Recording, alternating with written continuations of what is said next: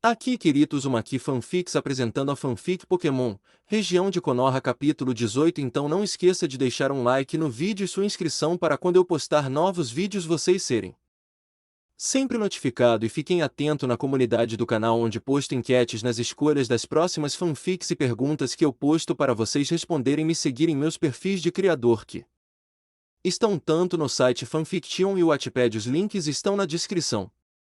Os Pokémon e conquistas do herói. Pokémon, região de Konoha capítulo 18. Naruto e Hinata coviu do dragão vermelho. Hinata cantarolou sonolenta enquanto virava cuidadosamente o ovo, permitindo que Katsuki o aquecesse por todos os lados uniformemente. O sol estava apenas nascendo. O mundo estava banhado por um crepúsculo misterioso, envolto em névoa e uma estranha quietude que parecia abafar os sons ao seu redor. Naruto, Hinata e seus Pokémon estavam acampados na beira da pedreira, no penhasco mais alto, onde tinham a visão mais clara permitida nas condições de neblina. Por sugestão de Naruto, eles foram dormir cedo e acordaram meia hora antes do nascer do sol, para que pudessem chegar à pedreira pouco antes do amanhecer. Crepúsculo é a hora da caça mágica. Foi o que meu pai me disse, Naruto explicou. A maioria dos Pokémon, tanto predadores quanto presas, estavam ativos durante o dia ou a noite. Havia vários que conseguiam enxergar tão bem na escuridão quanto na luz, se não melhor. No entanto, muito poucos foram adaptados para serem ativos durante um ambiente de pouca luz do amanhecer ou do anoitecer. Essas eram as horas mágicas em que os Pokémon voltavam correndo para suas casas, após um longo dia de atividades de caça ou coleta de comida. A pouca iluminação do crepúsculo atrapalhava os olhos da maioria das criaturas, estivessem elas acostumadas a ver a luz do dia ou na escuridão. Foi quando eles estavam cansados e menos cautelosos. Resumindo, explicou Naruto, era o horário de pico para caçar Pokémon raros. Você já viu alguma coisa? Hinata perguntou a Naruto, tomando cuidado para não falar muito alto. Um bando de monstros voltando para suas tocas, mas nenhum que eu queira, disse Naruto. Ele largou o binóculo, esfregando os olhos. Ele só tinha um aparelho normal, projetado para uso diurno, e tentar ver qualquer coisa na iluminação do crepúsculo estava forçando seus olhos. E ele teve que ter cuidado para não cochilar. Mesmo que eles fossem para a cama cedo, Naruto não estava acostumado a ficar acordado a essa hora. Você pode me passar outro muffin? Ele perguntou a Hinata, observando a pedreira sem usar o binóculo por um tempo. Sabendo que acordariam tão cedo, a equipe preparou um café da manhã com muffins, pão e algumas frutas para comer na pedreira na noite anterior. Hinata passou seu muffin para Naruto e voltou sua atenção para seu ovo. Katsuki não estava produzindo um grande incêndio, esquentar demais as coisas arriscaria danificar o ovo, sem mencionar que um fogo ardente alertaria os Pokémon da pedreira sobre a presença do grupo. Em vez disso, o Quilava emitia pequenas baforadas de calor e faíscas em um fluxo contínuo e controlado. Naruto mostrou a Katsuki como fazer isso ontem, logo depois que o Quilava assumiu a responsabilidade de ser o irmão mais velho do ovo, e Katsuki dominou a técnica em apenas algumas tentativas. Ele realmente aprendia rápido. Depois que Hinata terminou de verificar seu ovo, ela pegou um pouco do muffin que havia cortado para si mesma e o mordiscou, fazendo o possível para acordar. Perto dali, Midoriya estava chegando mais perto do ovo que Katsuki permitia, embora Hinata suspeitasse que também poderia ser para chegar perto do calor que o Quilava estava produzindo. O ar nebuloso estava gelado. Kikyo cochilou suavemente na mochila de Hinata, não que Hinata se importasse. Kubo olhou diligentemente ao redor da pedreira com seus olhos penetrantes. Shoto sentou-se ao lado de Naruto com as pernas dobradas sob ele, sem saber exatamente o que fazer, mas querendo ser útil. A princípio, Naruto permitiu que Sora saísse. Mas rapidamente percebeu que era uma má ideia quando Bagon saltou do penhasco 2 segundos depois de ser solto. Felizmente, Naruto foi capaz de recuperá-lo antes que Sora caísse no chão. Finalmente, Kata estava esparramado cochilando na mochila de Naruto, que ele havia confiscado como cama-travesseiro. Ele se mexeu, abrindo bem a boca enquanto soltava um ronco alto e desavergonhado. Ei! Acorde, seu preguiçoso! Naruto rosnou, chutando a mochila. Gá! Eu não fiz isso, sensei. Foi Okami, honesto, o Riolu gritou, lutando em pânico. A língua de Kubo disparou, trazendo algum sentido para ele. Ai! Oh, droga, Kata disse, esfregando a bochecha enquanto se lembrava de onde eles estavam. Então, já aconteceu alguma coisa? Naruto fez uma careta. Não. E você deveria estar usando sua visão de aura para nos ajudar. Ah, vamos lá, estivemos esperando o dia todo. Kata choramingou melodramaticamente. As vigilâncias nunca são assim na TV, geralmente há duas linhas de diálogo e então eles veem o cara. Sim? Bem, a vida não é como a TV, Naruto respondeu severamente. Hinata engasgou, chamando a atenção deles. Olhar, ela disse, apontando não para a pedreira, mas para a grama alta do campo próximo. Um pequeno e fofo Pokémon rosa e marrom apareceu na grama alta. Parecia um filhote de urso quadrúpede. Hinata adivinhou que o pequeno Pokémon estava meio adormecido enquanto tropeçava de forma lenta e preguiçosa. Ele cheirou o ar e começou a serpentear em direção a eles, sem perceber todos os humanos e Pokémon ao redor. Uau, você não é ousado? Naruto perguntou brincando enquanto pegava um Muffin e o jogava no caminho do filhote. O Pokémon pisou no Muffin antes de perceber, então começou a comê-lo de forma lenta e mecânica, com a boca entreaberta e os olhos olhando fixamente para frente.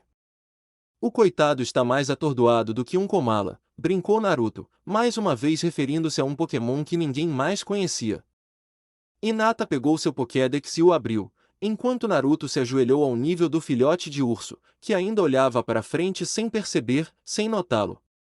Hehe, você é uma gracinha, sabia disso? Sabe, agora que penso nisso, você parece familiar. Aposto que conheci sua forma evoluída, mas onde? A Pokédex de Hinata forneceu a resposta. Stufu, o Pokémon Flyling. Esses Pokémon aparentemente adoráveis são famosos por sua intensa aversão ao toque. Mesmo um leve toque de qualquer pessoa que não seja um amigo deixa Stufu em um frenesi agitado, o que é especialmente perigoso porque eles possuem uma força que excede em muito sua aparência fofa. Eles são conhecidos por derrubar árvores e quebrar pedras quando estão realmente agitados, e até mesmo suas falhas casuais podem derrubar pessoas e Pokémon inesperados. O Dex só tinha chegado na metade de sua explicação quando Naruto tocou a cabeça do Stufu. Com os olhos arregalados até a plena vigília, Stufu soltou um grito muito alto e caiu de cócoras, dando um tapa nas costas de Naruto enquanto suas patas dianteiras se agitavam descontroladamente. A visão teria sido algo entre fofa e engraçada, se ela não tivesse batido em Naruto com tanta força que ele caiu para trás e rolou do penhasco. Kata deu um zoom e agarrou o braço esquerdo de Naruto, enquanto Kubo passava a língua pela cintura do garoto e o segurava. Hinata agarrou a mão direita de Naruto logo depois que Kubo pegou a outra, e juntos eles levantaram o garoto atordoado para um lugar seguro. Santo Milton! Quase morri! Naruto engasgou, fazendo a coisa estúpida e olhando para a beira do penhasco. Ele foi atingido por uma vertigem, foi puxado de volta para um terreno seguro e teve que lutar contra a vontade de vomitar. Hinata tentou perguntar a Naruto se ele estava bem, mas quase riu. O pobre Naruto tinha uma marca vermelha de pata no rosto, onde o Stufu o atingiu. Com as emoções à flor da pele e o estresse da situação, Hinata achou isso sombriamente engraçado. Se ela tentasse falar, teria caído na gargalhada. Kata virou-se para Stufu, que havia parado de se debater, mas agora estava em uma postura defensiva, carrancudo. Então você gosta de jogar duro, hein? Tudo bem. O Riolu rosnou, correndo para frente e pulando nela com um chute excessivamente dramático. Então você vai adorar meu chute de salto em altura. Infelizmente, apenas chamá-lo de chute de salto em altura não significava que Kata conhecesse o movimento. Mais ainda, porém, foi que Kata não conseguiu perceber que, como parte do tipo Fighting, o Stufu tinha reflexos e coordenação que correspondiam aos seus. Telegrafando o movimento chamativo, Stufu virou-se sobre as patas dianteiras, curvou-se e deu um chute de mula na virilha de Kata. O impacto retumbante causou um arrepio de dor em todos os homens presentes. O tempo parecia ter parado. Kata permaneceu no ar por um segundo, com a boca aberta em um gemido mudo e mudo de dor. De repente, foi como se o tempo avançasse para alcançar a realidade. Kata estava no chão, embalando suas regiões inferiores, soltando uma série de xingamentos em sua voz natural, agora um falsete agudo, que ocorreu para o lado dele, tentando acalmar seu ferimento com o Life Del, não que Kata fosse deixar alguém chegar perto da área machucada, e Katsuki se dobrou de tanto rir. Miserável, pequeno encrenqueiro, Naruto olhou carrancudo. Agora eu me lembro, Stufu são as formas não evoluídas de Beviar. O que são aqueles? Hinata perguntou, olhando para o Pokémon fofo, mais perigoso. De improviso, ela estava pensando em pegá-lo. Alguns dos Pokémon selvagens mais perigosos de todos, eles têm a reputação de matar treinadores que chegam muito perto, disse Naruto dramaticamente. O fato de minha mãe ter um espere, sua mãe possui um e você não reconheceu sua forma não evoluída? Hinata perguntou, parecendo cética. Não é como se eu tivesse visto isso quando ainda era pequeno. E, ao contrário do resto da equipe da minha mãe, o Beviar dela nunca teve seus próprios ovos, então nunca viu um Stufu na vida real. O Stufu, agora totalmente acordado, percebeu o cheiro dos muffins com os quais estavam preparando o café da manhã. Por mais ousada que seja, ela começou a trotar, decidindo tentar pegar um, não estava claro se ela percebeu que já tinha comido um. Para chegar aos muffins, porém, o Stufu teve que chegar perto do ovo de nata, algo que Katsuki não gostou. O Kilava saltou e rugiu ferozmente, com as chamas brilhando. Antes que ele pudesse fazer qualquer coisa, o Stufu deu meia volta e fugiu, gritando. Katsuki ficou olhando para sua retirada aterrorizada, tão surpreso que suas chamas se apagaram. Não, espere! Hinata gritou, tentando tirar uma grande bola de sua mochila. Ela e Naruto compraram uma quando fizeram compras outro dia. Mas o Stufu desapareceu antes que ela pudesse jogá-lo. Oh, droga! Eu queria pegá-la! Katsuki estremeceu, olhando timidamente para seu treinador. Não se sinta mal, Edim cede face, Naruto disse brincando, Stufu tem pavor de fogo, seus casacos são extremamente vulneráveis a ele. Claro, isso é porque seu pelo é tão grosso e forte que absorve castigos físicos como uma esponja absorve água. Ao ouvir isso, Hinata suspirou. Parece um Pokémon fofo e forte. Ela percebeu a expressão no rosto de Katsuki e rapidamente acrescentou, não que a culpa seja sua. Você só queria ter certeza de que nosso ovo estava seguro. Midoriya tentou dar um tapinha nas costas de Katsuki, mas ele se afastou e rosnou para o Chespin não tocá-lo. Acredite em mim, Hinata, você não quer um, Naruto disse gravemente. Beviar são grandes, fortes e afetuosos, mas não têm noção de restrição ou autocontrole. Eles apenas puxam você para um abraço e, sem querer, quebram você ao meio. Uma vez, quando eu tinha 4 anos, caí e arranhei meu joelho, e o Beviar da minha mãe me ouviu chorar. Ela parou meu choro, quase me sufocando. Kitsune teve que colocar fogo nela para fazê-la me deixar ir. Hinata engasgou suavemente enquanto Naruto continuava falando animadamente. No fundo de sua mente, entretanto, ela notou o nome Kitsune, e lembrou-se vagamente de tê-lo ouvido antes. Ugh, ursos assassinos e atiradores de nozes. Vigilância é uma droga. Kata resmungou, finalmente capaz de se sentar sozinho, embora ainda tivesse se recusado terminantemente a permitir que Kiki usasse Life Del em seu ferimento, ele tinha prefiro sofrer em silêncio do que enfrentar o constrangimento de ela tocá-lo ali.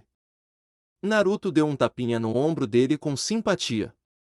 Bem, como eu disse, não é como a TV. As pessoas simplesmente não dizem duas coisas e depois bum, isso corta para a ação.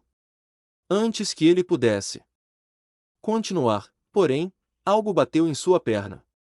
Olhando para baixo, Naruto viu que era Shoto, que estava apontando para a pedreira com uma expressão vazia no rosto. Seguindo a pata de Shoto, os olhos de Naruto se arregalaram como pratos de jantar. Mesmo sob a iluminação crepuscular, era fácil ver. Ali, perto de um lago de água da chuva no fundo da pedreira, havia um gibre. Mas, melhor ainda, ao Contrário do azul acinzentado padrão como a maioria dos gibres, este era vermelho. Santo Milton! Naruto engasgou, agarrando Hinata pelo braço e apontando. Diga-me que não sou o único a ver. Isso. Depois de superar a surpresa ao ser agarrada de repente, Hinata olhou para o que Naruto estava falando, ofegando. Oh meu Deus! Um gibre vermelho! Você não vê isso todos os dias. Vamos! Antes que ele fuja! Naruto gritou, saltando para a passagem estreita que levava a pedreira abaixo. Kubo, vá na nossa frente e certifique-se de que Gibre não tente fugir. Kata, Shoto, vamos. Sim, não vou correr para lugar nenhum, Kata disse, zombando enquanto Naruto e Shoto aceleravam. Mas vocês podem se divertir sem mim, ele gritou atrás deles. Katsuki soltou uma gargalhada. Zombeteira antes de fazer um comentário zombeteiro sobre a masculinidade de Kata. Eu não sou nenhum eunuco, seja lá o que isso signifique, ele cuspiu com veemência. Eu vou te mostrar. Sem pensar, ele correu atrás de seu treinador, mas depois da primeira passada longa tropeçou e teve que ajustar o passo. OCH! Passos pequenos e cuidadosos, ele gritou, falando sozinho. Por um segundo, Hinata ficou ali parada, parecendo confusa. Ela suspirou, mas sorriu um pouco. Lutar mesmo estando ferido, determinado, corajoso e emotivo, mas nem sempre o mais inteligente, disse. Hinata. Acho que os Pokémon realmente se parecem com seus treinadores. Ao lado dela, Kikyo deu uma risadinha. Estúpido, mas fofo. Hinata disse sem entusiasmo a Kikyo que ela não deveria dizer coisas assim enquanto concordava com ela, e então começou a trabalhar guardando as coisas deles, enquanto Katsuki carregava seu ovo para ela. Eles poderiam alcançar Naruto em breve. Além disso, seria cruel da parte de Hinata tentar pegar aquele gibre para si mesma, mesmo que fosse tentador ter um companheiro de equipe tão incomum e raro. 000. Enquanto isso, na cidade de Lilibong. 000 Kimimaro Kaguya, da Elite 4 de Konoha, sentou-se no pátio voltado para o leste, fora de seu escritório, meditando silenciosamente enquanto o amanhecer aparecia no horizonte. Ele podia sentir o calor do sol caindo sobre ele, iluminando as 6 pokébolas altamente polidas colocadas diante dele. Kimimaro concentrou sua atenção no som de algo batendo bruscamente contra a rocha vindo da seção de zoológico de sua academia, que ficava do lado de fora do pátio. Distraidamente, Kimimaro se viu adivinhando o que estava causando aquele barulho. Poderia ter sido um dos Kabutops da academia, mas eles preferiram ficar perto da água. Talvez um Cranidos batendo contra uma rocha para testar sua força? Suas reflexões foram interrompidas quando a porta de vidro de seu escritório se abriu e sua jovem assistente o chamou. Sem fazer barulho, Kimimaro abriu os olhos, juntou suas pokébolas, levantou-se e entrou em seu escritório, apenas dando uma olhada rápida para verificar a origem do som. Para sua alegria, ele descobriu que estava certo. Eram Cranidos. O escritório de Kimimaro era lindo, espartano e funcional.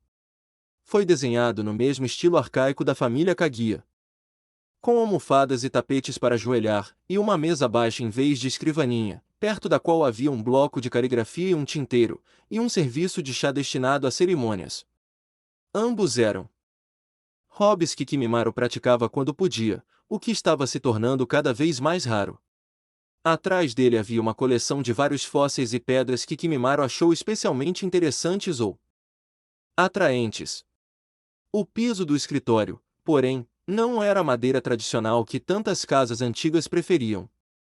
Fiel à especialidade de sua academia, Kimimaro mandou arrancar todos os velhos pisos, tampos de madeira e substituí-los por pedras polidas, diferentes para cada cômodo.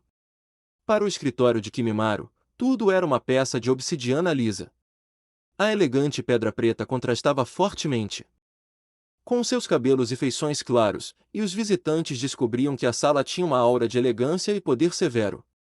Sem olhar para os dois jovens em posição de sentido em seu escritório, Kimimaro Sentou-se e agradeceu à assistente enquanto ela lhe servia uma xícara de chá, junto com 2 xícaras adicionais que ela colocou na extremidade oposta da mesa baixa. Ele apontou para os 2 lugares vazios na mesa à sua frente sem dizer nada. A dupla entendeu a dica e se ajoelhou em seus lugares. Eles eram gêmeos, idênticos, exceto pelo fato de seus cabelos lisos, na altura dos ombros, grisalhos, cobrirem seus olhos. Para um, era à direita, para o, à esquerda. Ambos usavam batom e delineador azul escuro, tornando suas aparências andrógenas ainda mais perturbadoras, e estavam vestidos à moda da fama como Kimimaro e seus treinadores de ginástica. Claro, considerando que eles eram alguns dos membros mais talentosos de sua academia, isso era de se esperar. Então, você finalmente chegou. Como foi seu voo? Kimimaro perguntou em tom coloquial. Ele pegou sua xícara, tomando cuidado para girá-la na mão antes de tomar um gole silencioso. Ah, isso é maravilhoso. Você preparou lindamente, disse ele ao seu assistente, sorrindo gentilmente e balançando a cabeça. Se você não se importa, prefiro que esta discussão seja privada. Ela se curvou e saiu sem fazer barulho. Assim que a porta se fechou atrás dela, Kimimaro tomou outro gole de chá, virando levemente a xícara, antes de olhar para os gêmeos. Então, Sakon. Ukon, vou direto para minha primeira pergunta. Como você perde um dinossauro? Ukon, o gêmeo mais velho, falou primeiro. Ei, para começar, não perdemos nenhum dos seus preciosos dinossauros. Sim, eram apenas alguns ovos. Isso não é tão ruim, acrescentou Sakon, que era mais jovem. Kimimaro levou a xícara aos lábios e tomou um terceiro gole, virando-a mais uma vez.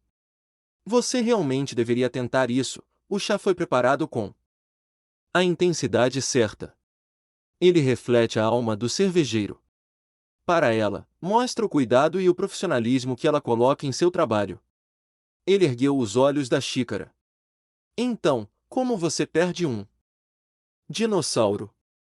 Já dissemos que não eram dinossauros, era um ovo. Ukon retrucou. 2 ovos, Sakon tossiu, cutucando seu irmão. Certo, 2 ovos, Ukon se corrigiu. Isso não é tão ruim como se tivéssemos perdido um fóssil vivo. Sim, e além disso, não foi nossa culpa, disse Sakon. Éramos apenas a segurança da aeronave, os cabeças duras a bordo deveriam estar cuidando dos ovos e dos Pokémon. Kimimaro permitiu que sua cabeça se inclinasse interrogativamente, mas ele não disse nada. Aparentemente, quem dopou os dinossauros do navio de transporte fez as contas erradas, porque um dos estúpidos marinheiros acordou no meio do voo, explicou Sakon. Devo presumir que você está se referindo a um Aurorus? Kimimaro perguntou sem mudar de expressão. Sim, tanto faz, disse Sakon. De qualquer forma, ele acordou, e você sabe que essas coisas têm a habilidade aviso de neve, certo? Bem, este aqui usou para invocar uma nevasca dentro do navio, e se isso não bastasse, ele se libertou de suas restrições e começou a bater nas paredes do navio. Quase nos derrubou no ar. Sim, o piloto não teve escolha a não ser pousar, e então tivemos que derrotar o Aurorus e pegá-lo. Antes que destruísse todo o laboratório, disse Ukon. Os olhos de Kimimaro brilharam. Você a pegou? Sim, não tivemos escolha, insistiu Sakon. O mais novo membro da Elite Four de Konoha suspirou. Exasperado. Aquela Aurorus fazia parte de um projeto de pesquisa muito importante. Ela foi criada a partir de nossa mais nova geração de clones, eles deveriam ser os mais domesticados e dóceis que já criamos. Íamos comparar o comportamento dela com o de um Aurorus que foi capturado e criado desde a eclosão, agora, todo o projeto é discutível. Era isso ou deixá-la destruir o navio? Ressaltou Ukon.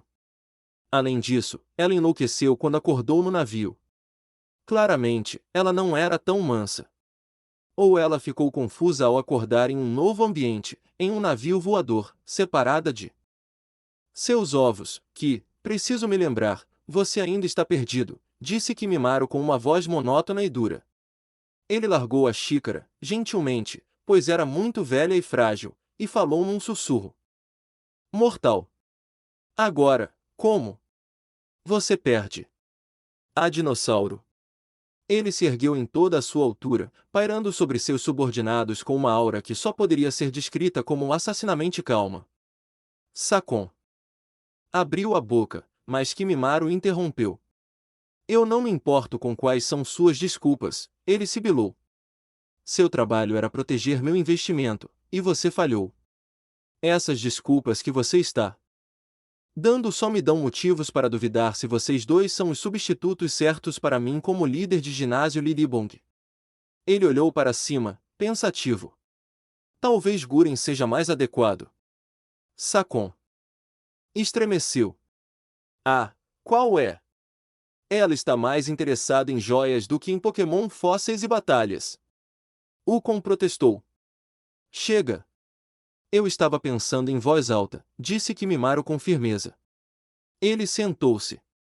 Novamente, tomando outro gole de chá antes de continuar. Você tem alguma ideia de que tipo de problemas esses ovos podem causar para nós? Ele perguntou. Imagine o pesadelo de relações públicas. Parafóssil ou de se um desses ovos chocasse e atacasse alguém. Sakon engoliu em seco. Ele não tinha pensado nisso. Falando nisso, por que vocês dois demoraram tanto para voltar aqui depois? Vocês relataram o desaparecimento deles ontem à tarde, perguntou Kimimaro. Na verdade, temos boas notícias sobre isso, explicou Ukon. Depois que percebemos que os ovos estavam faltando, enviamos um relatório para você, que você recebeu no meio de sua coletiva de imprensa. A propósito, foi hilário como você xingou na TV, e depois viramos o navio para ver se poderíamos encontrar os ovos antes de eclodirem ou serem comidos por um Pokémon selvagem, ou algo assim. Os ovos não estavam no local de pouso, mas encontramos alguns rastros pertencentes a algumas crianças, disse Sakon, continuando para seu irmão. Eles foram até um Pokécentro. Conversamos com a enfermeira Joy, e ela disse que 3 crianças chegaram e relataram ter encontrado 2 ovos. Ah, então você conseguiu recuperá-los afinal? Kimimaro perguntou, perguntando-se por que não lhe contaram isso antes. Não, admitiu Sakon. Veja, como ninguém relatou a perda de ovos, a enfermeira Joy disse. As crianças que elas poderiam ficar com eles. Pior ainda, ela estava realmente desconfiada de nós, já que nos recusamos a dizer como os perdemos, ou que tipo de ovos eram. Eles, ou qualquer outra coisa que possa levar até você, explicou Ukon. Ela disse que, como não fornecemos nenhuma prova de que esses ovos pertenciam a nós, ela não viu nenhum motivo para nos contar para onde aquelas crianças fugiram. Ela até ameaçou chamar a segurança quando tentei fazê-la nos contar sobre os pirralhos. Nomes! Eu disse para você me deixar falar. Você perde a paciência muito rápido. Sakon sibilou. Então, como isso é uma boa notícia? Kimimaro perguntou em tom neutro. A enfermeira Joy pode não estar disposta a ajudar, mas pouco antes de partirmos, vimos uma menina com um dos ovos. Ukon disse entusiasmado. Eu queria apenas tentar pegar o ovo dela, mas Sakon disse que você gostaria que falássemos com você primeiro e deixássemos você decidir, disse Ukon irritado. Eu disse isso porque a enfermeira Joy estava nos observando, disse Sakon. Ela teria feito um estardalhaço se tentássemos alguma coisa no centro, e a garota e sua amiga passariam a noite lá, então não. Poderíamos simplesmente emboscá-la também. Para mais instruções. Sakon virou-se para Kimimaro. Certo, senhor. Ele assentiu sem palavras, perdido em pensamentos. Sakon sorriu presunçosamente para seu gêmeo. Beijador de nariz marrom, Ukon sussurrou. Mukin idiota, Sakon sussurrou de volta. Os dois começaram a discutir alto. Kimimaro mal percebeu isso, em vez disso pegou sua xícara. Virou-a, como é tradição, e tomou um gole. Já não estava quente, apenas morno. Isso foi uma decepção. Chega, ele finalmente disse, interrompendo a discussão do gêmeo. Então, você quer que a gente vá buscar aquele ovo da garota? Sakon perguntou. Tiramos uma foto, ela tem olhos de Hyuga, então é muito fácil de identificar. Poderíamos encontrá-la facilmente. Além disso, pelo que a enfermeira Joy nos disse, ela conhece a criança que encontrou o outro ovo. Talvez possamos persuadir ela nos diga quem eles são e recupere o ovo dela de uma vez. Não, disse Kimiaro com firmeza. Não. Não incomode ela, ou quem quer que esteja com o outro ovo. E? Mas você ficou tão chateado quando eles desapareceram. Ukon protestou. Kimimaru balançou a cabeça. Isso muda as coisas. Se você abordar aquela garota e disser que o ovo é seu, ela vai querer uma explicação sobre como você o perdeu. E isso pode levar a uma má relação de relações públicas para Fossil World. Nosso generoso patrono, Kimimaru, parou por um momento para acenar com a cabeça em direção a um símbolo na parede de um artbook branco enrolado, me disse que não quer que nada dê errado com o parque. Do jeito que está, qualquer imprensa negativa poderia arruinar o Fossil World antes de ele abrir, e o boss investiu uma fortuna não tão pequena nisso. Tentar assaltá-la abertamente também levantaria suspeitas, especialmente se aquela enfermeira Joy com quem você conversou somasse 2 mais 2 e percebesse o que aconteceu. Você teria que apenas silenciar a garota e a amiga dela, e... francamente, sou contra esse tipo de coisa. Ele lançou um olhar acusador para os gêmeos, deixando claro que era melhor eles não tentarem algo assim. Então, você vai deixá-la ficar com isso? Sakon perguntou. Kimimaru encolheu os ombros. Está fora de nossas mãos agora. Se o ovo eclodir e começar a causar problemas, não é mais nossa culpa. Ele pertence a outra pessoa, é responsabilidade deles. Felizmente, considerando quão domesticada é a mãe do ovo, duvido que haja um problema. Na verdade, uma garota aleatória andando por aí com um Pokémon fóssil raro é uma propaganda gratuita para o parque. É uma pena perder esses ovos, mas tentar recuperá-los não vale o risco para os planos do chefe. Ukon considerou isso. Sim, mas assim que chocar, a garota não vai perceber que veio do nosso laboratório? Ela pode relatar isso ao noticiário ou algo assim. Kimimaru sorriu. Lembra da minha coletiva de imprensa ontem? Saí cedo e alguém inventou a mentira de que um ladrão havia invadido o ginásio? Assim que os ovos eclodirem, tenho certeza de que seus novos treinadores presumirão que eles foram roubados deste ginásio. Se ela entra em contato conosco e faz qualquer pergunta, nós apenas dizemos isso a ela e explicamos que mantivemos o assunto em segredo para proteger nossos segredos de segurança. Fácil. Os gêmeos se entreolharam.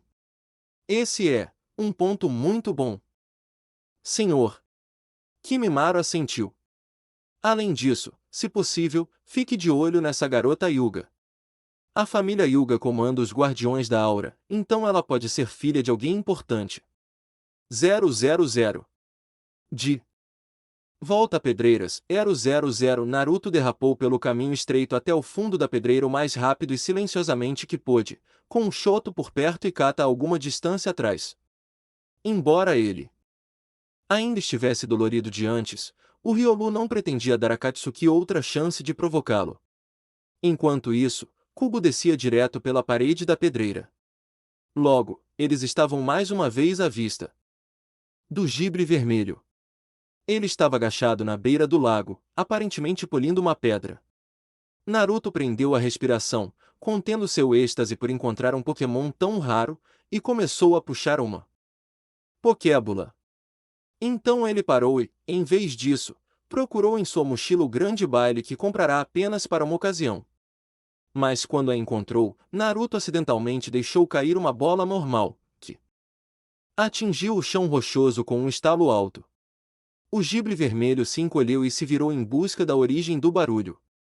Ele avistou Naruto e sibilou, abaixando-se e cavando na terra lamacenta. Não deixe ele fugir! Naruto gritou. Kubo e Kata decolaram em manchas azuis. Kata lançou uma série contínua de Oushoushoushi, enquanto ele passava por Naruto e Shoto, mas mesmo ignorando sua dor, Kubo foi mais rápido, saltando pelo penhasco atrás do Jibre. O Frogadier estava sobre o tipo dragão, laçando-o com a língua e puxando-o para fora do chão antes que ele desaparecesse de vista. Esta ação foi recompensada com dor quando a língua de Kubo encontrou a pele áspera de Jibre. Kubo estremeceu, afrouxando o aperto, e o Jibre vermelho aproveitou a oportunidade para jogar um punhado de lama bem em seus olhos e depois morder a língua de Kubo. O Frogadier não pôde deixar de soltar o dragão agressivo e mergulhar na água, tentando limpar os olhos e acalmar a língua. Ei, isso é esporte sujo! Kata gritou, correndo para Jibre com Bullet Punch. Porém, como antes durante o desafio Teacrovidin, Kata não levou em consideração o terreno e, alguns passos antes de atingir seu alvo, o Riolu tropeçou na lama, caindo de cara na boca aberta do Jibre. O Jibre vermelho mastigou e balançou a cabeça selvagemente para frente e para trás, tentando apenas estrangular Kata até a submissão. No entanto, o Riolu rapidamente recuperou os sentidos. Ele queria acertar o olho do Pokémon Land Shark, mas não conseguiu devido à sua posição na boca do Jibre. Ele decidiu fazer com o Jibre o que ele fez com Kubo. Naruto e Shoto correram para o fundo da pedreira assim que houve problemas, e Naruto quase desmaiou ao ver a parte superior do corpo de Kata comida pelo Jibre. Mas então, os olhos do Jibre se arregalaram de repente. Soltou um grito de dor e Naruto viu que Kata havia mordido a língua do Jibre. Não mais preso, Kata rapidamente desferiu um Bullet Punch no olho de seu inimigo, que gritou de dor e cambaleou para trás. Kata tentou atacar seu outro olho, mas o Jibre o acertou com Dragon Breath quando ele chegou muito perto, atirando-o para trás. Droga, essa coisa é difícil! Naruto disse, levantando sua grande bola. Ele hesitou, no entanto, sem ter certeza se o agressivo tipo dragão era fraco o suficiente para pegá-lo, mesmo com uma grande bola. Shoto percebeu isso e, irritado por Naruto não ter achado adequado dar-lhe nenhuma ordem, decidiu agir por conta própria, enviando um raio liofilizado no Jibre. O que, Shoto? Naruto engasgou de surpresa quando a rajada de frio passou por ele. O grito de Naruto foi todo o aviso que o Jibre precisava, permitindo que ele se abaixasse abaixo da viga, que em vez disso atingiu o lago. A superfície da água congelou num instante enquanto o ataque se espalhava, transformando o topo do lago em uma fina camada de gelo. Sapo! Kubo engasgou. Ele estava de joelhos quando a água congelou. Ele bateu contra o gelo, que era fino o suficiente para quebrar, mas ter as pernas congeladas instantaneamente teve um efeito arrepiante que o deixou entorpecido dos joelhos para baixo. O Jibre não perdeu tempo atravessando o gelo em busca de uma caverna do outro lado do lago. Depois dele, Naruto gritou. Kata deslizou pelo gelo atrás do Jibre, pela primeira vez consciente de seu passo, tendo aprendido a lição na lama. Antes, enquanto Shoto respirava fundo para outro ataque. Mas Naruto o impediu. Segure o fogo. Você pode acertar Kata. Naruto apontou. Por 2 vezes, Kata quase acertou o Jibre, mas ele escapou. Quando finalmente, com uma estocada desesperada, Kata agarrou o Land Shark, bem no meio do lago congelado. Gotcha!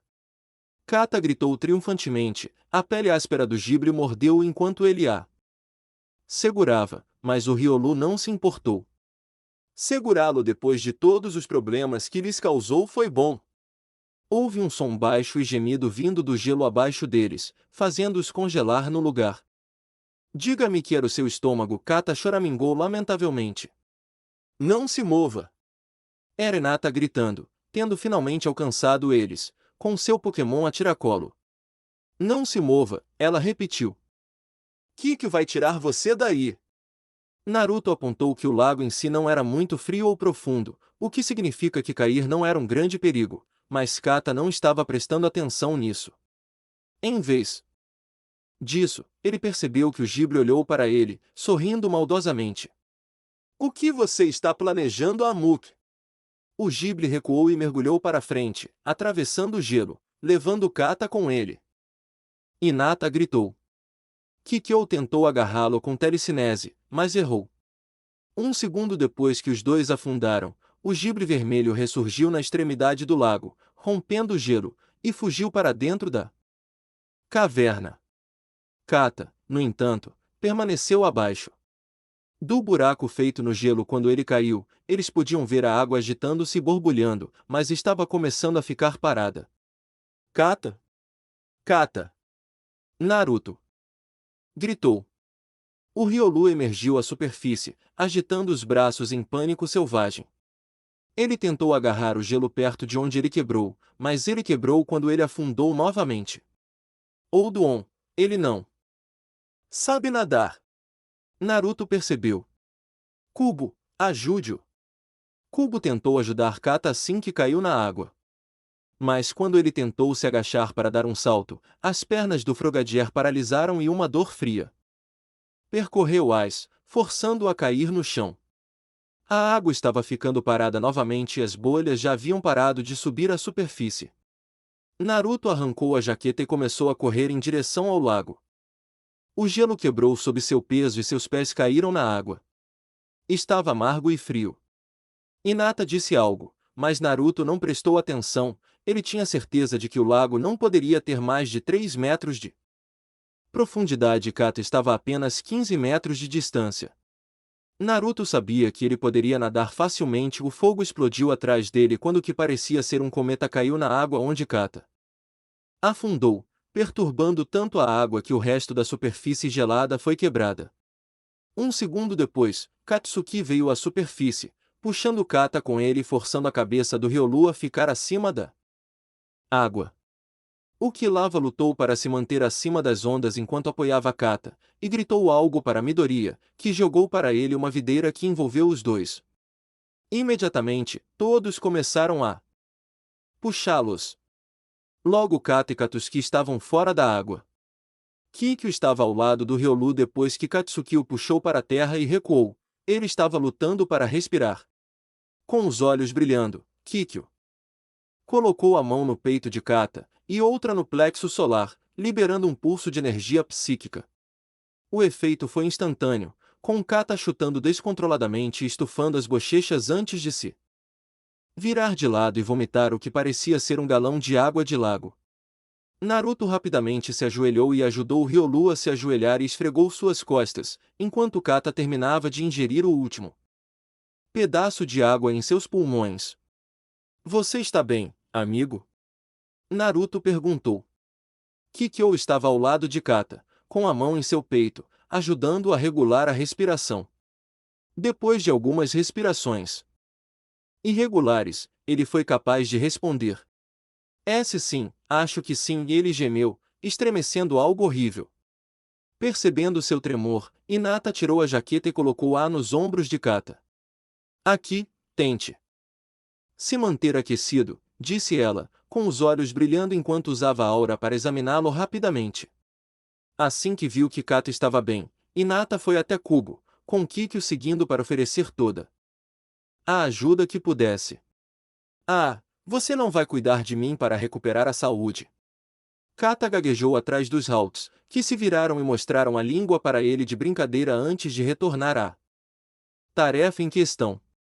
O Frogadier estava recostado e esfregava as pernas, tentando suprimir as cólicas inconformadas que ainda percorriam seus músculos. Nem Hinata nem Naruto eram tão treinados em medicina quanto Sakura, mas Hinata aprendeu ajuda básica de emergência e várias técnicas de aura para fazer coisas como aliviar a dor ou acelerar o processo natural de cura do corpo. Kata se virou para Katsuki, os dentes ainda batendo. Então você pulou na água atrás de mim, hein? Kata perguntou provocativamente. Katsuki grunhiu alguma coisa, e Kata riu. Ah, você me ama, admita. Disse Kata. Você sabe o que isso exige? Um abraço. Ele estendeu a mão, mas Katsuki rosnou ameaçadoramente para ele. Vamos, cara, não torne isso estranho, insistiu o Riolu, tentando passar o braço em volta do Quilava, que se afastou com raiva. Só um abraço de homem, viu? Deixe-me colocar meus braços em volta de você, ok, viu?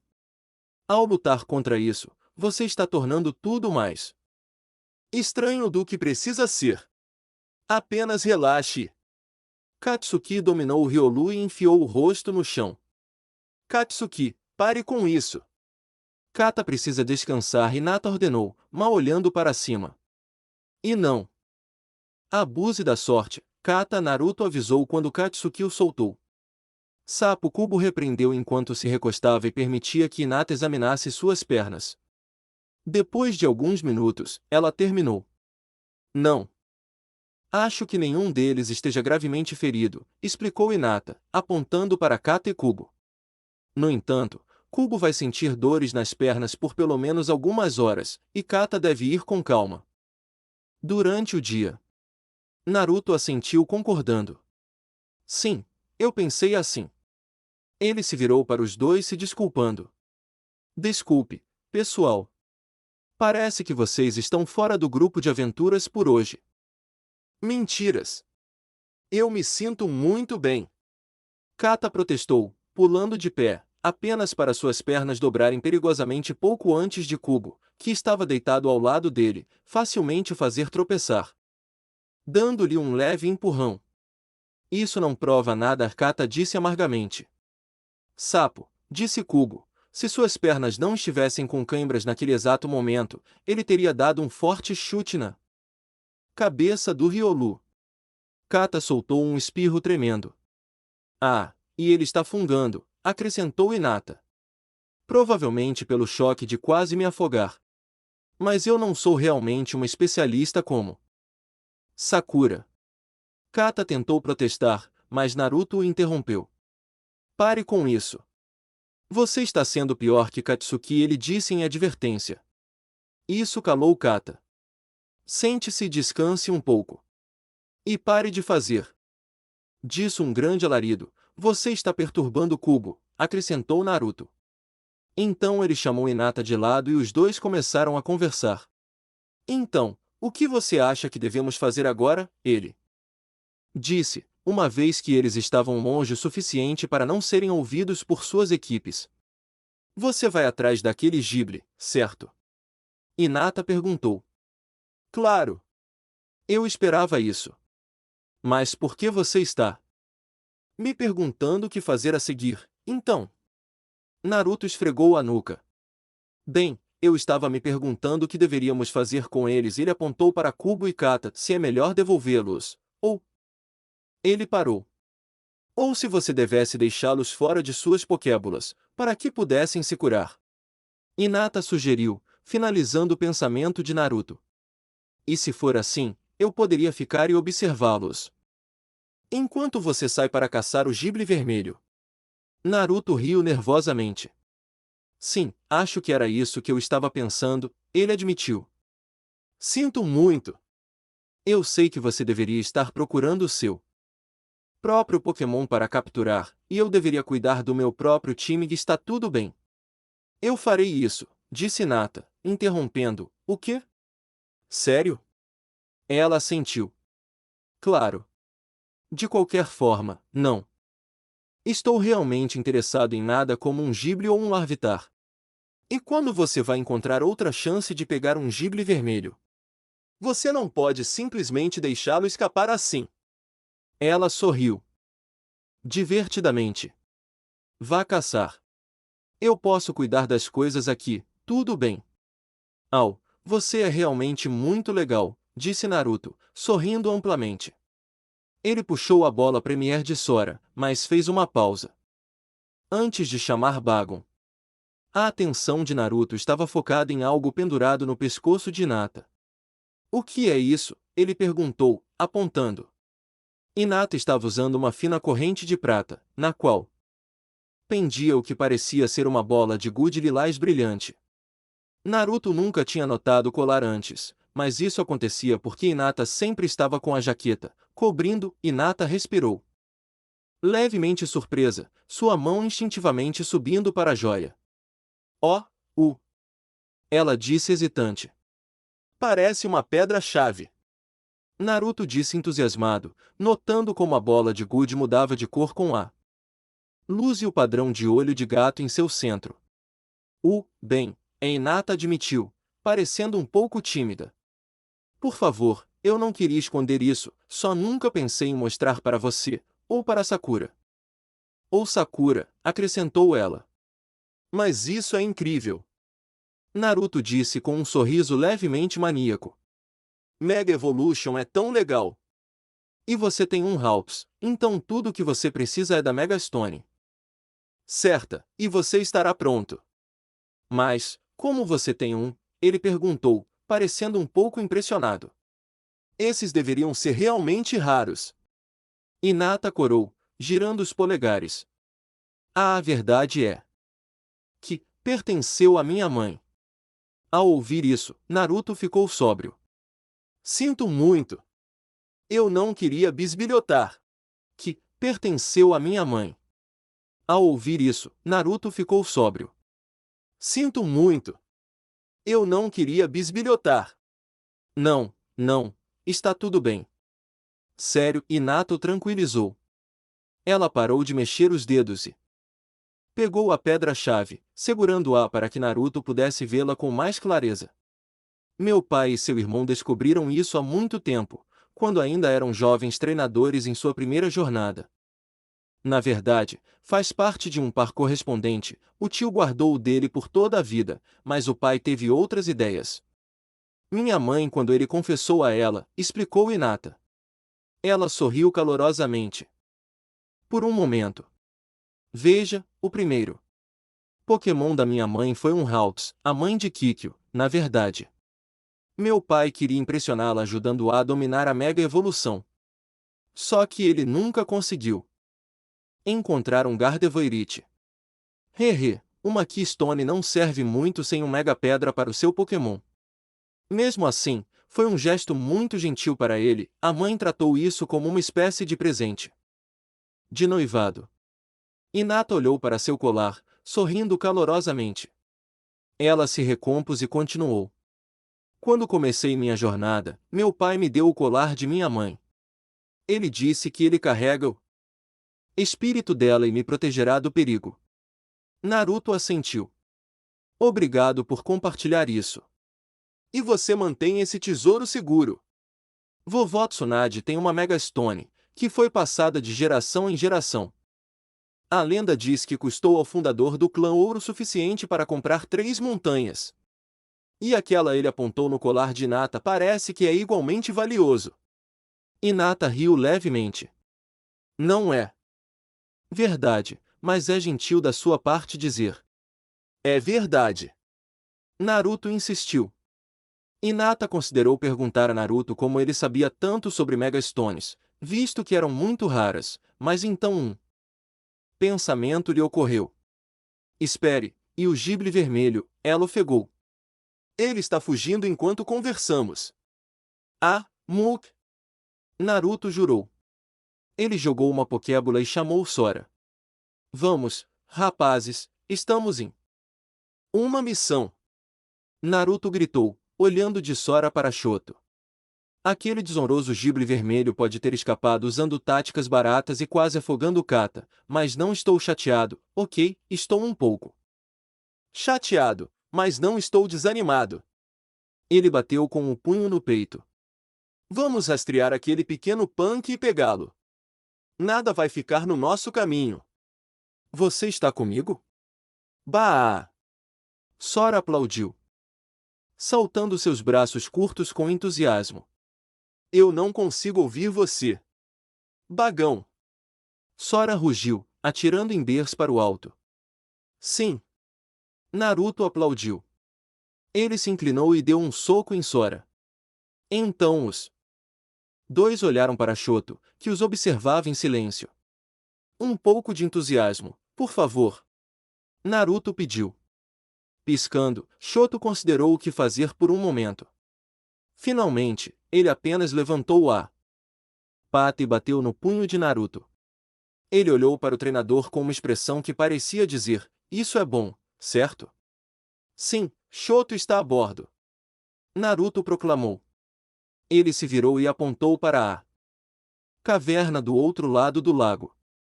Tudo bem, rapazes, a última vez que vimos aquele Jibre, ele estava fugindo para dentro daquela caverna. Ele se virou para Kubo e Kata. Vocês dois, descansem pouco e se comportem da melhor maneira possível. Hinata vai ficar de olho em vocês um pouco. Não se preocupem, estaremos de volta com um novo companheiro de equipe antes do meio-dia. Acreditem, ele acrescentou com uma piscadela. Ele se virou para sua equipe de 2. Ok, pessoal, março. Ele partiu em direção à caverna em uma marcha exagerada de soldado, com Sora seguindo logo atrás dele. Imitando cada passo seu, enquanto Shoto seguia e observava os dois com um olhar perplexo no rosto. Kubo riu do trio em marcha, enquanto Kata gritou um aviso. Ei, Ikrote! Alguns conselhos amigáveis, mire e atire. Dessa forma, da próxima vez você acertará o alvo, em vez de congelar seus amigos. O Vulpix apenas olhou para trás e acenou com a cabeça, como se Kata realmente estivesse apenas dando um conselho amigável. Ele era muito estoico e emocionalmente reservado para perceber ou se importar por ter sido insultado. 000 Felizmente, a caverna pela qual o Jibre Vermelho havia fugido parecia continuar em apenas um único caminho, embora continuasse curvando para a esquerda e para a direita. Subia por uma encosta suave, mas não era mais difícil de escalar do que uma colina.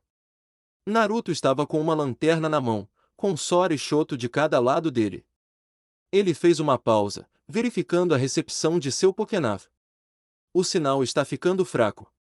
Em breve não receberemos nada, disse Naruto, estremecendo ligeiramente. Ele esperava que eles pudessem ligar para Hinata caso encontrassem problemas, sem mencionar que ele estava usando o mapa de navegação e a bússola para se orientar. Um minuto depois, o grupo encontrou o primeiro problema, quando o túnel se dividia em duas direções. Bagão? Sora perguntou, querendo saber o que aconteceu agora. Ótimo, Naruto. Suspirou. A navegação também perdeu o sinal. Ainda assim, Naruto estava longe de estar indefeso. Ele havia aprendido mais do que alguns truques de sobrevivência com sua família, incluindo sempre ter algum equipamento prático à mão.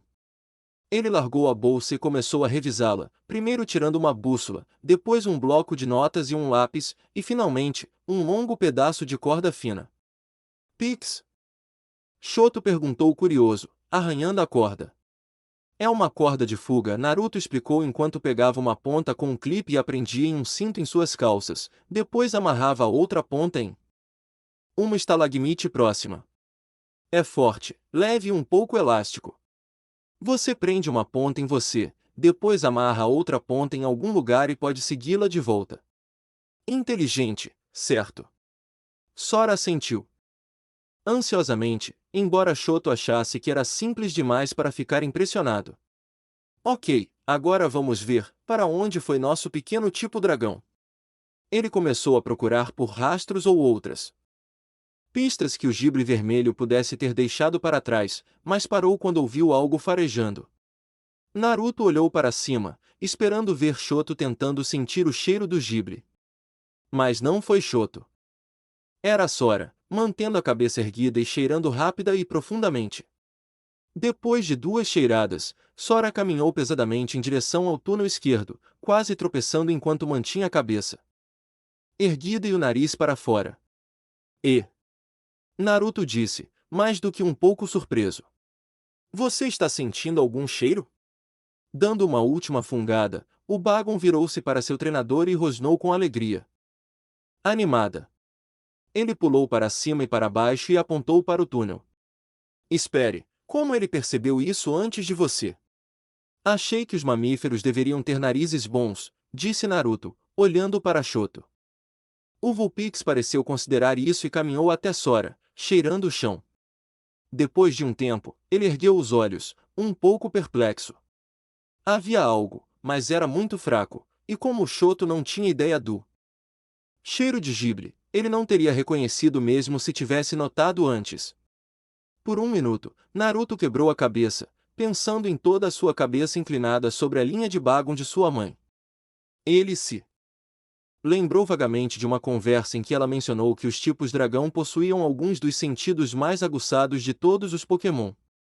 Embora Naruto soubesse que Salamence tinha olhos muito aguçados, ele imaginou que eles deviam ter narizes muito bons também, pela forma como Sora estava agindo. Bom trabalho, amigo, Naruto disse, dando uma carícia afetuosa na cabeça de Sora. Ele pegou seu bloco e lápis. Ok, mostre o caminho. No entanto, pelos próximos 15 metros, eles continuaram por um túnel reto. Nada se ramificou dele e permaneceu praticamente com a mesma forma. Foi quase chato, na verdade. Bem, pelo menos não há muita chance de nos perdermos, Naruto refletiu, parando um momento para verificar sua corda de fuga, apenas no caso do destino decidir se ofender com sua declaração. Sora olhou em volta para a passagem escura e tosca com admiração. Até onde ele conseguia se lembrar, ele nunca tinha estado no subsolo, e agora eles estavam tão profundamente que o ar estava viciado e bolorento, e não havia luz, exceto a lanterna de Naruto. Se o túnel desabasse sobre eles, o que aconteceria? De repente, Shoto fez uma pausa quando o cheiro estranho de antes atingiu seu nariz. Ele sentou-se sobre as patas traseiras, farejando curiosamente. Naruto percebeu e seguiu o exemplo, respirando fundo pelo nariz.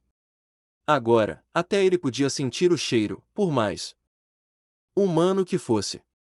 Era familiar e inconfundível para o menino. O covil do tipo dragão está próximo, Naruto exclamou, sorrindo amplamente. Ele puxou uma grande bola. Todos, fiquem quietos. Depois de uma última curva, o túnel se alargava em uma caverna, com talvez 6 metros de largura e 3 de altura. Túneis, irregulares e pequenos, ladeavam as paredes de ambos os lados. Alguns pareciam muito frescos e estáveis, enquanto outros pareciam surrados. Naruto adivinhou que o Ghibli deve ter cavado isso, considerando que eram pequenos demais para um humano usar. No final da sala, mais distante da entrada do túnel, havia um brilho baixo e ardente, como brasas em um fogo extinto. Quando Naruto percebeu isso pela primeira vez, ele quase entrou em pânico, pensando que era o Ghibli vermelho, e fez papel de bobo tentando cobrir sua lanterna. No entanto, o brilho não mudou nem um pouco, e Naruto se atreveu a iluminá-lo. Pelo que parece, era o ninho do Ghibli vermelho, uma pilha de terra e pedras que foram trituradas e batidas até a suavidade desejada, com algumas folhas grandes e o que parecia ser um cobertor muito velho e provavelmente roubado adicionado para maior conforto. O brilho vermelho veio de dentro do ninho, embora Naruto não conseguisse dizer o que era aquela distância. Bolsa! Sora disse, apontando para o ninho com entusiasmo. Naruto deu uma última olhada na caverna, tentando ver se o Ghibli vermelho estava escondido em algum lugar, esperando por eles. Parece que não tem ninguém em casa, ele disse finalmente, caminhando até o ninho para ver qual era a fonte do brilho. Sora pulava alegremente na frente dele, enquanto Shoto seguia atrás, olhando para a esquerda, para a direita e para trás a cada poucos segundos, sempre se virando para nunca deixar seu flanco exposto por muito tempo. De improviso, Shoto se lembrou de um provérbio que seu pai costumava lhe contar: a única coisa mais perigosa do que entrar no covil de um tipo dragão era entrar em um covil vazio. Shoto, no entanto, não via sentido em tentar alertar Naruto sobre isso, e considerando questões pequenas, mas sempre importantes, da barreira linguística entre eles, isso realmente não importava de qualquer maneira. O conteúdo do ninho ficou deslumbrante. Quase 2 dúzias de tesouros brilhantes alinhavam-se no ninho vermelho de Ghibli, pedras lisas, polidas, pedras preciosas que brilhavam à luz da lanterna de Naruto, uma cabeça de picareta quebrada, uma lanterna de mineiro velha e algumas latas que foram cuidadosamente limpas até brilharem. Os melhores e maiores tesouros, entretanto, eram um par de pedras brilhantes colocadas em uma pilha de terra acima do resto do tesouro. A primeira pedra era vermelha com muitos lados lisos, brilhando e tremeluzindo como se brasas vivas estivessem presas dentro dela. A segunda era laranja e linda, brilhando suavemente com uma luz amarela constante, quase como o sol. Naruto podia sentir o calor irradiando de ambas as pedras, comparável ao de uma fogueira, e reconheceu os tesouros pelo que eram, pedras da evolução. Cristais com o poder elemental bruto dos Pokémon presos dentro deles. A vermelha era uma pedra do fogo, e a laranja uma pedra do sol, Naruto adivinhou, embora fosse bastante óbvio. Naruto foi surpreendido quando Sora se aproximou da coleção de tesouros, a única coisa que o impediu de pular para o próximo foi Shoto se movendo na frente dele e empurrando-o para trás. Todos os tipos de dragão amam tesouros, disse Naruto. Todos ouviram histórias de hordas de dragões escondidas no coração das montanhas, ou sobre eles invadindo cidades para roubar ouro e tesouros. De acordo com a mãe de Naruto, a maioria dessas histórias eram exageros, mas havia muita verdade nelas. Os tipos dragão adoravam tesouros. Era apenas parte da natureza deles, ninguém sabia exatamente por quê. Os domadores de dragões profissionais, no entanto, chegaram a um acordo geral de que os Dragon Types se consideram o tipo mais forte de Pokémon, e eram um pouco vaidosos quanto a isso. Eles coletaram joias e tesouros como forma de provar sua superioridade, pois isso significava que eles tinham o que os humanos queriam. Claro, também foi acordado que a maioria dos dragões, especialmente os jovens, pareciam simplesmente amar e até mesmo ficar hipnotizados pelo brilho de uma joia bem polida. Vamos ver o que a Pokédex tem a dizer, Naruto sugeriu, puxando o dispositivo. Ele procurou a entrada sobre tesouros de dragões e abriu a acumular tesouros é o hábito natural de todos os tipos de dragão, embora alguns sejam mais dados ao comportamento do que outros. A linhagem Gibre tem alguns dos tesouros mais famosos de todos os tipos de dragão, tanto no folclore quanto na observação científica. Gabite são os acumuladores de tesouros mais bem documentados. Isso ocorre porque um Gible só começa a acumular tesouros quando está se preparando para evoluir, e Gabite são muito mais comuns que Garchomp na natureza. No entanto, nas raras ocasiões em que um pesquisador descobriu um tesouro selvagem de Garchomp e sobreviveu, o valor estimado sempre foi lendário. O tesouro de dragão mais famoso, coletado e guardado por um Garchomp que recebeu o nome de Fafnir pelos habitantes locais, continha tesouros que abrangem um período de 200 anos e foi dito ser mais valioso do que um reino inteiro. Legal, Naruto disse, olhando para o tesouro comparativamente pequeno que o Gible vermelho havia reunido. Parece que esse carinha veio-se a atualizar. Ele notou uma seção na descrição que dizia, aviso, leia, e pressionou A. O Dex pingou. Aviso aos treinadores amadores, não roubem, sob nenhuma circunstância, tesouros do tesouro de um tipo dragão. Os tipos dragão memorizam o conteúdo de seus tesouros até 1 centavo e se vingam de forma violenta e imediata de qualquer ladrão. A lenda popular afirma que um tipo dragão nunca perdoará um roubo, mesmo depois de 1000 anos e transformar seus ossos em pedra. Cientificamente, esse ditado é poético, mas muito próximo da verdade. Um incidente especialmente infame que foi registrado fala de um salamense rastreou com sucesso um ladrão por mais de 100 milhas, cruzando um oceano e incendiando toda a sua aldeia por causa de uma taça de bronze roubada. Dagon Sora disse, olhando para seu treinador com admiração. Naruto soltou uma risada. Sim, que rainha do drama. Ele guardou sua Pokédex e tirou uma sacola de pano de sua mochila. De qualquer forma, é melhor começar a trabalhar, Naruto disse enquanto colocava punhados do tesouro do dragão no saco. PX. Shoto engasgou, avançando e agarrando o ferimento de Naruto. Ele olhou para o menino, como se perguntasse se ele estava louco.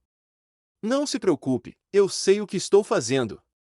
Naruto insistiu. Shoto deu-lhe uma expressão que deixava claro que ele não acreditava no garoto. Olha, minha mãe me ensinou a melhor maneira de capturar os tipos dragão, explicou Naruto. Se você não pode persegui-lo, faça-o vir até você. Roube seu tesouro, deixe um rastro de migalhas de pão, monte uma emboscada.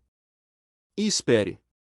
Claro, no começo ele ficará muito louco, mas depois de você pegá-lo, você devolve seu tesouro e adiciona mais algumas coisas brilhantes, como algumas moedas polidas ou uma garrafa. Eles vão perdoar e esquecer tudo. Minha mãe usou o mesmo truque com seu Salamence quando ela ainda era um Bagon, e funcionou perfeitamente. Sora aplaudiu, dizendo a Shoto que o plano era infalível. Shoto refletiu que isso significava apenas que eles não haviam encontrado o idiota certo para isso. Ainda assim, não havia como impedir Naruto e Sora de realizá-lo, e logo eles tinham o tesouro vermelho de gibre guardado na bolsa, que Naruto então balançou por cima do ombro enquanto se levantava. Bem, então, rapazes, agora Naruto parou quando ouviu o som de algo pequeno correndo por um dos pequenos túneis. Ele engasgou, movendo-se para tentar descobrir de que direção o som vinha, mas ele ecoou pela caverna e saltou pelos vários túneis, de modo que parecia vir de todos os lados. Grunhindo, Naruto moveu-se em direção ao grande túnel por onde haviam entrado, chamando Shoto e Sora para segui-lo. Mas antes que eles pudessem escapar, o gibre vermelho pulou de um buraco. Conversando alegremente consigo mesmo com os olhos fechados enquanto sorria orgulhosamente. Em suas garras ele segurava um pedaço de metal brilhante. Gib, gib, gib, gib. O gibre parou, primeiro. Percebendo o cheiro. Ele abriu os olhos, vendo que seu ninho agora estava sem tesouros, e antes que Naruto pudesse se mover um centímetro, o gibre se virou, gritando acusadoramente. Sua boca já estava ardendo com fogo de dragão. Shoto agiu, acertando-o com frieza e dry. Tão rápido quanto o gibre vermelho partiu para o ataque, agora ele estava congelado. Lá estava ele, imóvel como pedra, com o rosto contorcido de raiva enquanto o fogo do dragão de seu ataque não lançado desaparecia, primeiro apenas como um brilho semelhante a uma brasa, e depois até desaparecer. E, isso foi fácil. Naruto riu. Ele se virou para Shoto. Não é o que eu planejei, mas vou aceitar. Ele puxou sua grande bola e jogou-a. Ele atingiu e absorveu o gibre, mas não teve a chance de tremer uma vez antes de explodir ao meio. O que? Naruto começou, mas parou rapidamente quando viu o gibre vermelho brilhando. No espaço de alguns segundos, ele rompeu o gelo, seu corpo crescendo mais do dobro do tamanho original, de modo que agora ele era tão grande quanto Naruto. O dragão vermelho gemeu e se flexionou, sacudindo os últimos pedaços de gelo de seu corpo. Depois de se recuperar do choque da evolução, o Gabite voltou seu olhar sombrio para Naruto, concentrando-se na bolsa com seu tesouro que Naruto havia pendurado nas costas. Verdadeiramente, canções e contos ficam totalmente aquém da realidade, ó chefe maior das calamidades, disse Naruto, sorrindo nervosamente enquanto começava a sair do túnel lentamente. O Gabite rugiu, cuspindo jatos do terrível fogo do dragão vermelho. Naruto gritou e tropeçou para trás, mas mais uma vez, Shoto salvou o dia com seu raciocínio rápido, acertando o sopro do dragão com um raio de gelo. Os ataques colidiram em uma nuvem de vapor e faíscas. Vendo uma oportunidade, Sora rugiu um desafio, que não foi tão alto ou intimidante quanto o de Gabite, e se preparou para Dragon Rush através da névoa. Naruto, porém, agarrou-o. Bagon, puxou-o para trás e gritou para Shoto, congele a entrada, agora. O Arctic Vulpix fez o que lhe foi dito, criando rapidamente uma parede de gelo que isolou o túnel do covil do Gabite. Porém, assim que a parede foi erguida, ela começou a tremer e assobiar quando gotas do sopro do dragão vermelho do Gabite a atingiram do outro lado. Shoto continuou a usar o Freeze Dry para reforçá-lo, mas o gelo não aguentaria por muito mais tempo. De repente, os flashes de luz do fogo do dragão pararam e Shoto fez uma pausa em seu trabalho, sem saber o que estava acontecendo. De repente, houve uma batida terrível e a parede de gelo começou a tremer e tremer. O Gabite vermelho agora se atirava contra a barreira com toda a sua raiva. A cada golpe, todo o túnel parecia tremer, com rachaduras aparecendo nas paredes e no teto ao redor da barreira de gelo. Se eles não saíssem logo, todo o lugar desabaria ao redor deles. Shoto se preparou para reforçar o gelo com outra rajada liofilizada. Mas Naruto o interrompeu. Não se preocupe. Não temos tempo. Naruto disse. Ele colocou Sora no chão e arrancou sua jaqueta por algum motivo. O garoto agarrou Shoto, fez Sora pular em suas costas e rapidamente explicou seu plano. Ok, você congela o caminho à nossa frente enquanto Sora nos empurra para frente com Dragon Rush, e eu irei dirigir, ele explicou. Shoto não tinha certeza do que eles estavam planejando, mas assentiu e fez o que lhe foi dito, congelando o chão bem na frente deles. Atrás deles, o som do gelo quebrando lhes disse que o Gabite havia rompido. Em vez de voltar, Naruto jogou sua jaqueta no gelo e pulou sobre ela, gritando para Sora deixá-la rasgar. O Bagon envolveu seu corpo com energia dracônica e avançou. Com a jaqueta de Naruto funcionando como uma prancha improvisada, a companhia voou pela encosta gelada como um foguete. Shoto, aconteça o que acontecer, não pare. Naruto instruiu, agora ousando olhar para trás e lançar um último olhar provocativo para o Gabite pouco antes de eles fugirem, só que ele estava bem ali, avançando com suas mandíbulas bem abertas e prestes a se fechar em torno do rosto de Naruto. A boca de Naruto se abriu, mas ele estava chocado demais para gritar. Assim que os dentes da fera estavam prestes a cravar em sua cabeça, o Dragon Rush de Sora acelerou, atirando-os para frente enquanto atacava o Gabite de volta.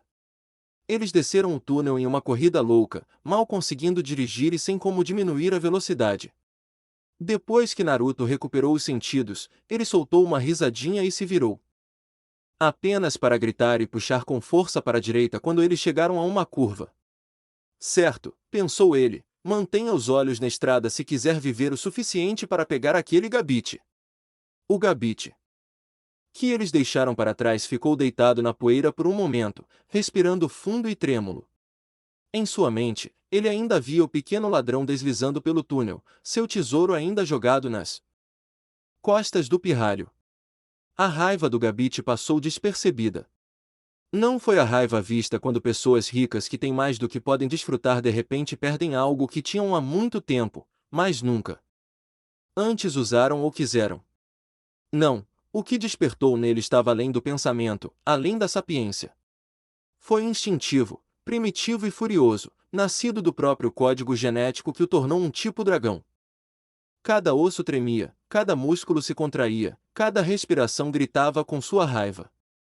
Seu sangue literalmente ferveu com sua ira, e gotas quentes dele derramaram de sua boca, queimando o chão onde caiu. Energia ardente jorrou de seu corpo, envolvendo-o em fogo de dragão. Ao contrário da energia verde-azulada de Sora, esta era vermelha e furiosa. Com um salto tremendo, o Gabite disparou atrás deles em um ataque destrutivo e estridente do Dragon Rush. Sua mente estava em branco, exceto por 3 pensamentos: ladrões, fogo, assassinato.